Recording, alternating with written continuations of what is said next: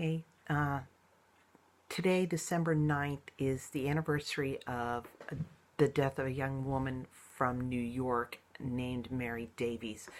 She was 26, and she traveled from New York to Ashland, Pennsylvania to have an abortion done by Dr. Robert Spencer.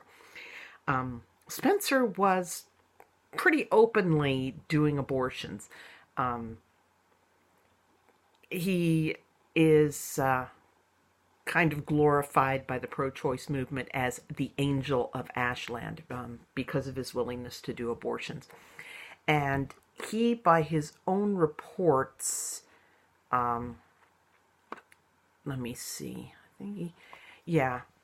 Spencer was estimated to have performed between 40,000 and 100,000 abortions. But Mary is the only death that I can attribute to him, even though his quality of care seemed to have had a few shortcomings, resulting in Mary's death. But I'm not sure whether those shortcomings more relate to the time period rather than his practice. He actually seems, I'd put him kind of mid-level if he was an abortionist today. Not quacktastic, but certainly, not top tier. So he's not a Gosnell, and he's not a David Grimes or a Suzanne Popham. He's kind of in the middle. So at any rate,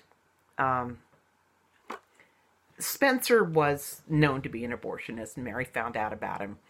Now, Spencer said that she reported she'd been bleeding for about 2 weeks, but that was probably because she died and he wanted to try to pretend that he hadn't been doing an abortion. Excuse me, because it makes no sense that he'd perform an abortion if she wasn't actually pregnant. He told her to come back the next day for an abortion, so she arrived at about 10 a.m. on December 9th, and he administered some drugs to administer anesthesia. He said, I injected the solution into the vein of the left arm, and in 10 seconds she was asleep. And he said the next thing he noticed was that she wasn't breathing and appeared blue. So he administered some drugs to try to revive her, administered oxygen and tried to revive her. He called his assistant into the room and had her work on Mary while he went and got some adrenaline. He tried injecting adrenaline. So they called the laboratory assistant over, and Spencer was putting in a breathing tube, but had to work blind because the light on his scope wasn't working. So he resumed artificial respiration, but eventually Mary died. Spencer said that he was puzzled, concluded that she died from some heart disease. Now, Spencer actually called the chief detective of Schuylkill County and said that he'd try to revive Mary with medications and CPR. When the detective asked why a young woman from New York was in his office, Spencer said, I'm well known in the East. I specialize in women's diseases. And he told the guy that women came to him from all over.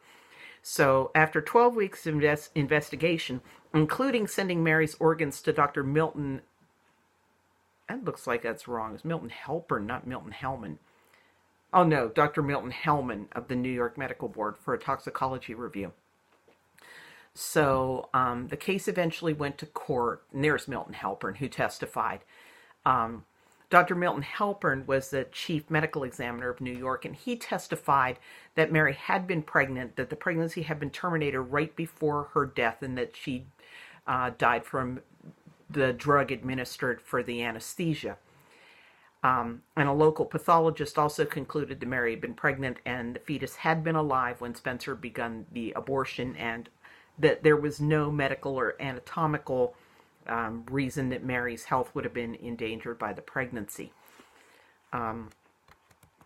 Now, Patricia Miller, author of The Worst of Times, which is this very hyperbole-laden about how somehow it was much worse to die from an illegal abortion than it is to die from a nice, safe, legal one, said that she had a doctor who had also practiced before legalization review the news reports.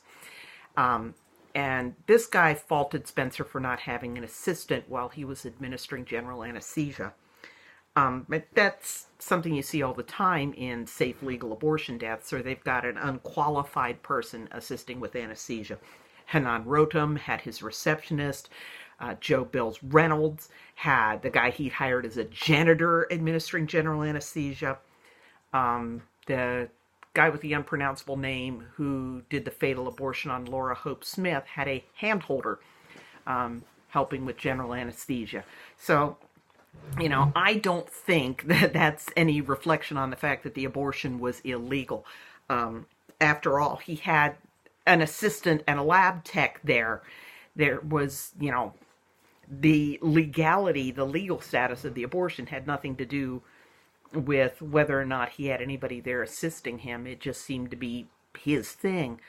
And Spencer's widow said that he had actually been very stricken by her death. Right up until the trial, she said he continued to perform abortions along with his regular medical practice. He was acquitted probably because he couldn't really prove that Mary's pregnancy had been viable prior to the abortion, but it might have been just he was a highly respected doctor in the region, and people don't want their small town doctor going to jail. They want him there for them.